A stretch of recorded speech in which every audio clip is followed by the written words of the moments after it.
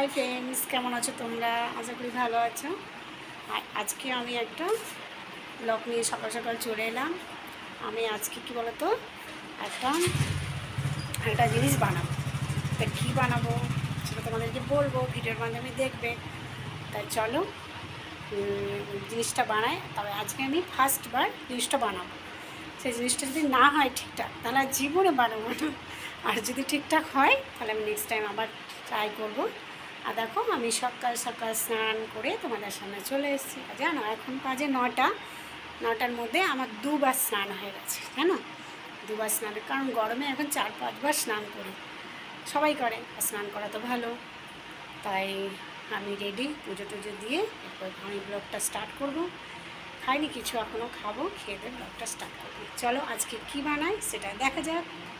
আর হ্যাঁ, ভিডিওটা স্কিপ করবে না, পুরোটা দেখার চেষ্টা করবে। ভালো নিশ্চয়ই লাগবে, ভালো লাগলে লাইক কমেন্ট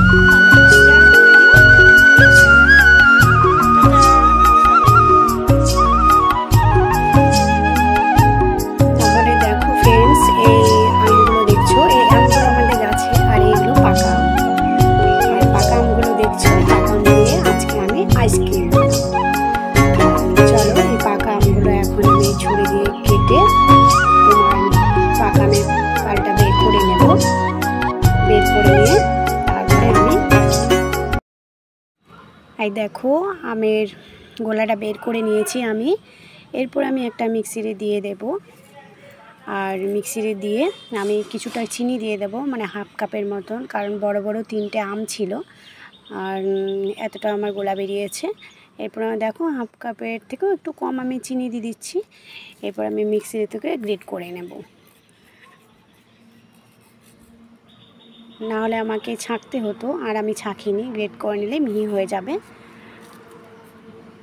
আমি এই ফার্স্ট টাইমই ট্রাই করছি, মনে হয় আশা করি হয়ে যাবে আইসক্রিমটা ঠিকঠাক, কারণ আমি কোনো দিন বানাইনি।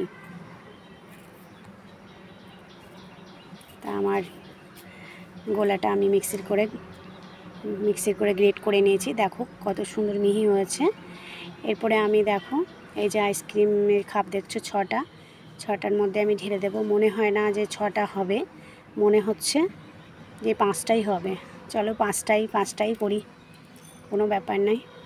নেক্সট টাইম আবার যখন আইসক্রিম বানাবো তখন 6টায়, তখন একটু বেশি আমি আমের গোলা নিয়ে 6টায় যাতে হয় সেরকম অনুযায়ী করব। তাই এখন মনে হচ্ছে 5টাই হবে, যতদূর মনে হচ্ছে। তবে দেখো 5টাই হয়েছে। চলো 5টাই আমি এখন 5টা দিয়ে ট্রাই করব আইসক্রিমটা।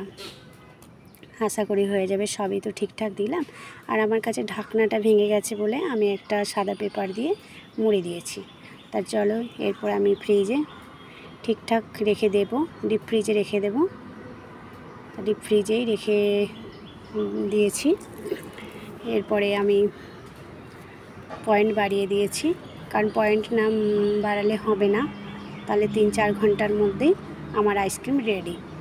তা আমি ডিপ ফ্রিজে রেখে দিলাম, পয়েন্টও বাড়িয়ে দিলাম। এরপরে চলো আমি 4-5 ঘন্টার পরে আমি ব্যাকে আসছি।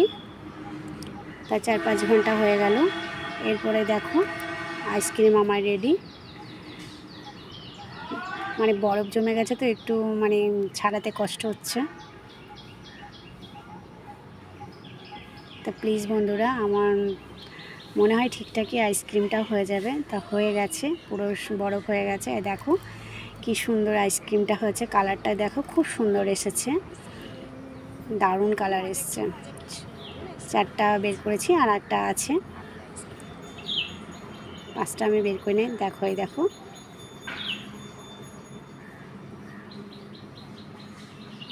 আর 2টো দিয়ে দিচ্ছি, মানে সামনে বাচ্চারা রয়েছে।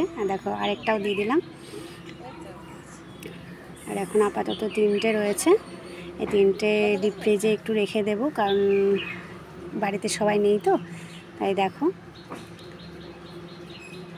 খুবই সুন্দর হয়েছে। আমি ফার্স্ট টাইম আইসক্রিম বানালাম, আমার খুব খুশি হয়েছি আমি যে আইসক্রিমটা হয়েছে। প্লিজ বন্ধুরা লাইক কমেন্ট শেয়ার করো, কেমন লাগলো কমেন্টে জানিও। আর এরকম করে তোমরা আইসক্রিম বানিয়ে দেখো, হয়ে যাবে। আর আমি নেক্সট টাইম এরপরে আরও ভালো করে বানাবো, 6টায় বানাবো। টাটা।